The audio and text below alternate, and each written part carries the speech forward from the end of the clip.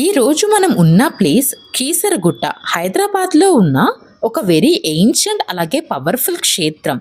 సికింద్రాబాద్ నుంచి ఈ Keesaragutta Sri Ramalingeswara temple 29 kilometres, approximately మనకి 1 అవర్ పడుతుంది రీచ్ అవ్వడానికి.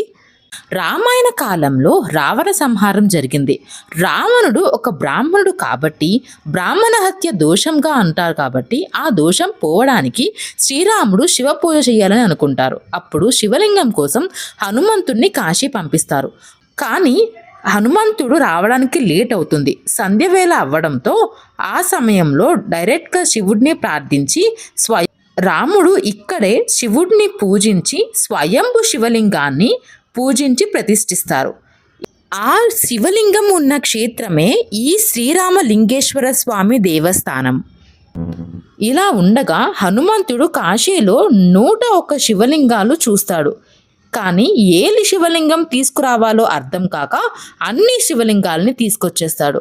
కానీ ఇక్కడికి వచ్చాక రాముడు ఆల్రెడీ శివలింగాన్ని ప్రతిష్ఠించడం చూసి కోపంతో ఆ లింగాలన్నీ ఆ గుట్ట చుట్టూరా పడేస్తారనమాట. హనుమంతుడి కోపం చల్లారడానికి ఆ తెచ్చిన లింగాల్లో ఒక లింగాన్ని ఇక్కడ ప్రతిష్ఠిస్తారు. ఆ ఆలయమే శ్రీ మారుతి కాశీ విశ్వేశ్వర స్వామి ఆలయం.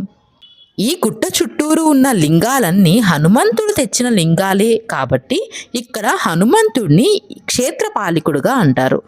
శివ ఇంకా హనుమాన్ ఇద్దరూ శక్తి కలిసిన పవిత్రమైన క్షేత్రం ఇది. మీరు హైదరాబాద్లో ఉంటే ఖచ్చితంగా ఈ టెంపుల్ని విజిట్ చేయండి. ఒకవేళ మీరు విజిట్ చేయాలనుకుంటే మండే ఇంకా సండే ఈ 2 days అయితే అవాయిడ్ చేయండి. మిగతా డేస్లో అయితే భక్తులు చాలా తక్కువగా ఉంటారు.